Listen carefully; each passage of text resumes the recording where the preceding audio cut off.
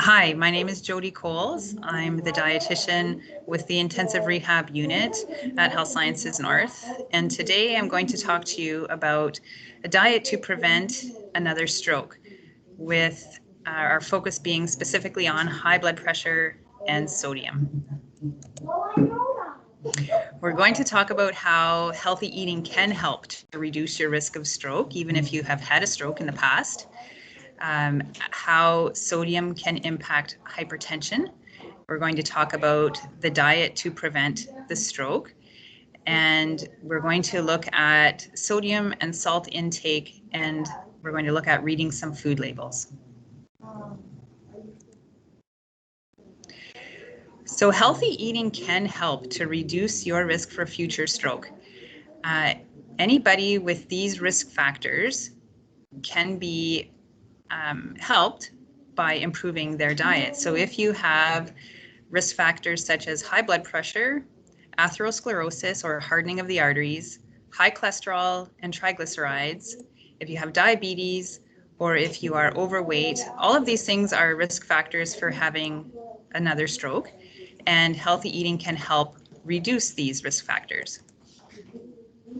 So even small changes to your diet can help improve these risk factors, which in turn can help prevent the chances of having another stroke. When we're looking specifically at hypertension, what is hypertension? It's also called high blood pressure, and it is the strongest risk factor for stroke. So we really want to help control high blood pressure. Our blood pressure can change with a change in our sodium or salt intake. So in other words, the more salt we eat, our blood pressure can go up. And if we don't eat very much sodium, your blood pressure can come down. 10 to 20% of healthy people are what we call sodium sensitive. So that means 1 to 2 people out of 10 healthy people can have their blood pressure go up if they eat a lot of sodium. But even if you don't have high blood pressure, eating less sodium can decrease your chance of stroke or heart attack. So here are the basics to our diet to prevent a stroke. Number one is following Canada's food guide. So the new food guide that came out in 2019, and we're going to talk briefly about that in the next few slides, along with following a low sodium diet. So that means less than 2,000 milligrams of sodium daily, and we will go into more detail about that. Eating high fiber, which means eating a lot of whole grains, vegetables, and fruit, and eating more plant-based proteins, which means eating beans. Also, this means eating less total fat, specifically saturated and trans fats are the ones we want to watch out for, and eating less refined grains. So these are white breads, white noodles, white rice.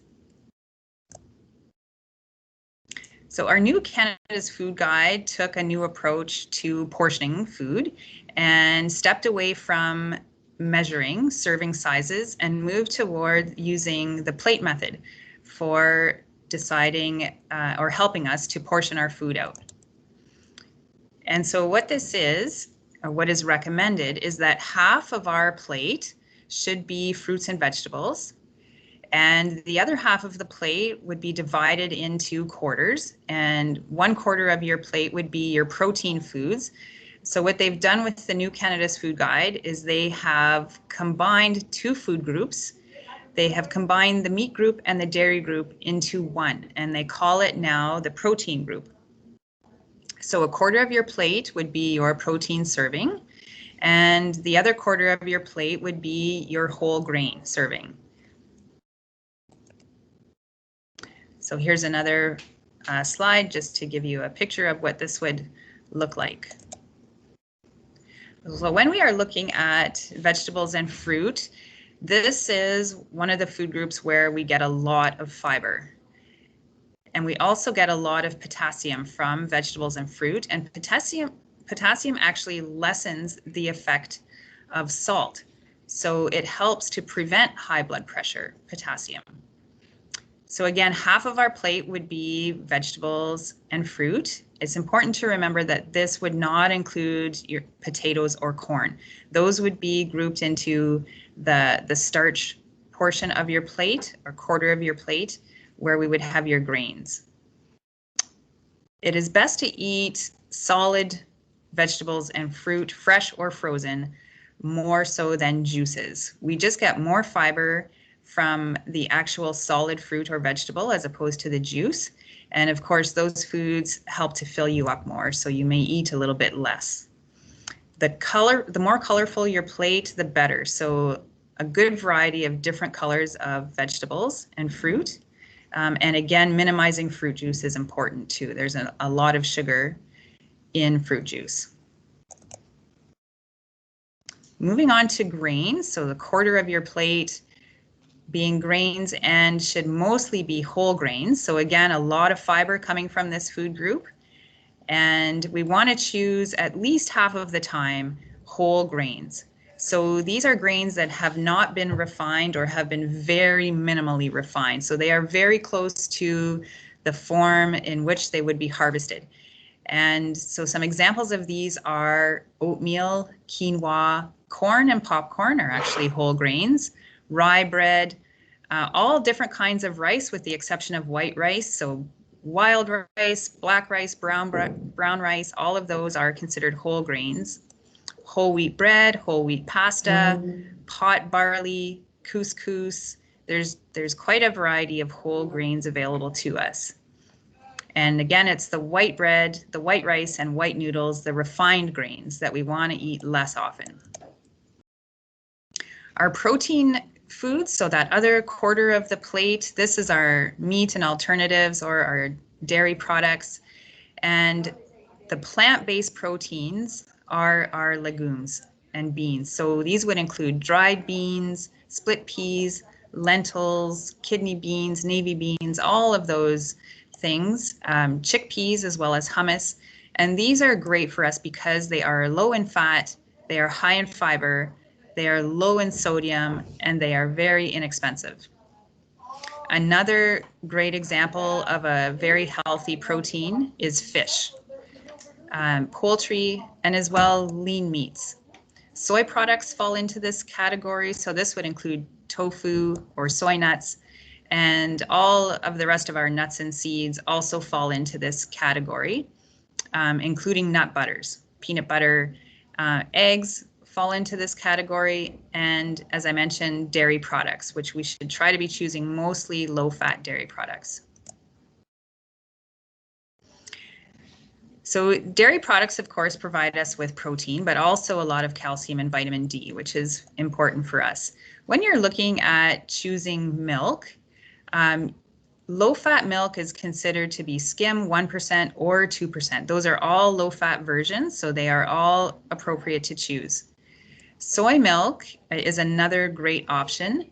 There are other milk alternatives out there. So a lot right now are available, for example, oat milk, rice milk, almond milk, which are all great for you as well. But I just want to highlight that they are quite low in protein.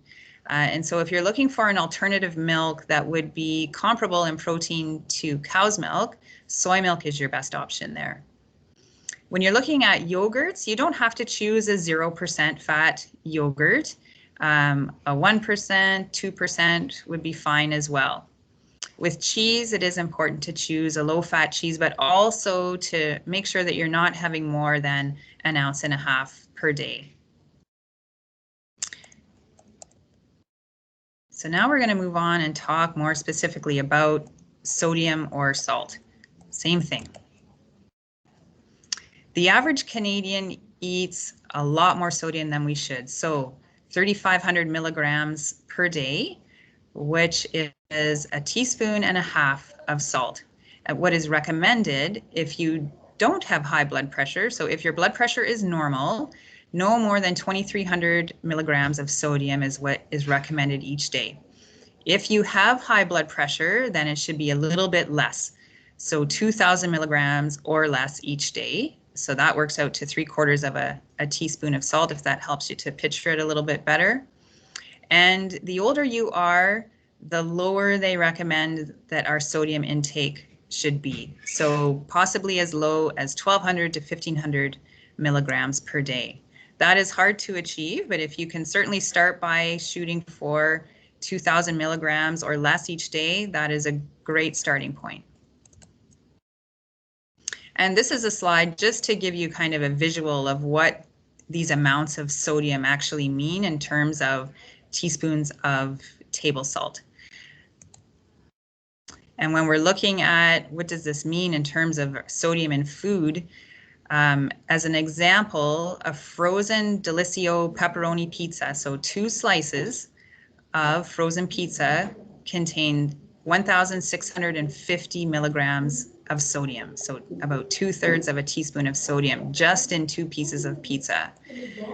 So if you're trying to reduce your blood pressure and that risk factor for stroke, that pizza contains 80% of what would be a recommended daily intake. I often get questions about different types of salt. You know, if it's a certain kind of salt, a kosher salt, for example, does that allow you to have a little bit more?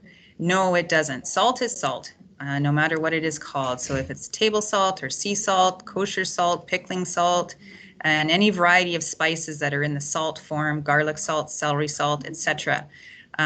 All of those salts contain 2,300 milligrams of sodium in a teaspoon.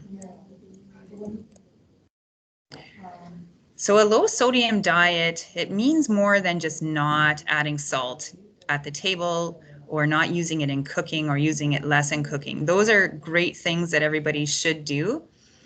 But actually the bulk of the sodium in our diets comes from prepared and packaged foods.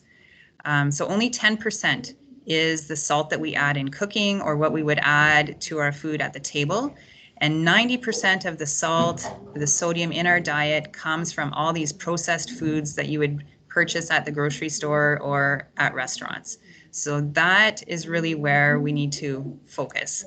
It is good to take the salt shaker off the table, absolutely. But we're going to look in a little more detail here about what we can do. So the low sodium diet means, yes, cutting back on salt in cooking, using herbs, spices, and other seasonings instead of salt, taking the salt shaker off the table, and potentially using salt substitutes if your doctor says that that's okay for you to do. The biggest thing that you can do to reduce your salt intake is actually to start cooking more from scratch, making foods with recipes kind of the way our parents, our grandparents used to do. So this would mean, of course, you're buying then less store-bought prepared and processed foods if you're cooking more for yourself, buying more fresh foods in order to cook from scratch, reducing the use of canned foods, unless you're choosing low sodium or salt-free, no added salt canned foods. Those can be an option, and we're going to come to that in a few slides. Avoiding meats that are seasoned, smoked, pickled, or cured. So examples of this would be porchetta, sausage, seasoned ribs and chicken, smoked fish, you know, those rotisserie chickens that are so handy to get at the grocery store. All of these things really have an awful lot of sodium in them. Pickles and condiments are another group of foods that is best to avoid or reduce. They have an awful lot of sodium. Eating out less will also help to reduce your sodium intake. And learning how to read food labels and choosing foods that are lower in sodium can also obviously help to reduce your salt intake. So when we're looking at condiments and herbs and spices and those kinds of things, some of those that are higher in sodium include soy sauce. You can purchase lower sodium versions of pretty much all of these in this list, all of them. And so that would be a good choice. But just so you know, soy sauce, salad dressings have an awful lot of sodium. Most condiments, so mustard and ketchup and relish and so on, pickles, broths and broth powders, so bouillon cubes, and canned soups have an awful lot of sodium. Condiments and herbs and spices that are lower in sodium are fresh and dried herbs and spices. Some herb and spice mixes can be low in sodium too. You just have to check the label to make sure that there isn't any salt added into it. Lemon juice and vinegar are great flavor boosters for foods, things that can kind of give you almost that salt taste, but contain no sodium at all. Garlic is another one. And when it comes to using broths, you can get no salt added or low sodium broths, as well as some canned foods. Moving on to reading labels. So there are two parts of the food label that you can look at when you're trying to investigate sodium intake. So one is the main food label on the food product. So this is the big label that will contain what the food is and probably a picture of it. And the other one is the nutrition panel that has all the more confusing kind of information with numbers and so on. So when you're looking at the main food label, what you will see on some food products in large letters would be the words no added salt or unsalted, sodium-free, very low sodium, or low sodium. When you see all of these things on a main food label, these are good choices. They all contain a low amount of sodium per serving. What you might also see on the main label of a food is reduced sodium, 25% less sodium, 50% less sodium, light in sodium. All of those things are an indicator that there is less sodium than the original food item, but probably this food still contains quite a bit of sodium if you were to look at the label. So here's a picture of the main food label. And so you can see in large letters, the picture on the left says no added salt. So that is going to be your best choice. We're looking at cans of beans here. Whereas the one on the right says reduced sodium. So if we were to look at the nutrition panel on these foods, you would see that the one that is no salt added, it is going to have probably only 0 to maybe 15 milligrams of sodium in a serving, which is very, very little. Whereas the one that has reduced sodium will depend on the amount of sodium in the original product, but probably could have a few hundred milligrams of sodium in it, even though it is reduced from the original product. So the no added salt is the way to go. When you're looking at the nutrition fact label, this can be very confusing. You have to look at the serving size, and then you have to look at the sodium that they list per serving.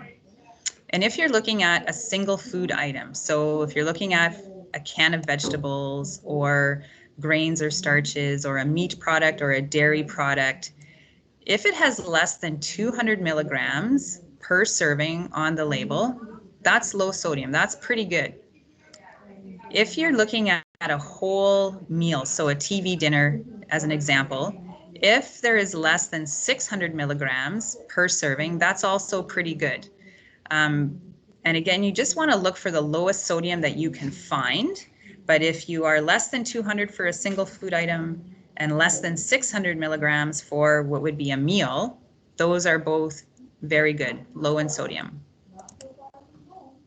Another thing that's on the nutrition label is the percentage daily value of all the nutrients, but we're looking at sodium here specifically, per serving. And if that number is less than 20%, then that's a pretty good choice. It's going to be usually less than 200 milligrams of sodium per serving. Certainly, if it is less than 10%, it's going to be a low sodium choice.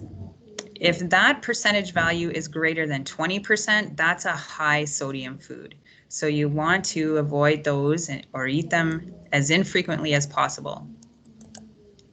So here's the nutrition fact label to look at. And the one on the left, so this is a can of black beans. And you can see the serving size at the top is a half a cup. And if you look down to the sodium content, there's 15 milligrams of sodium in a half cup serving. So remember, this is a single food item. So we're looking for less than 200 milligrams per serving.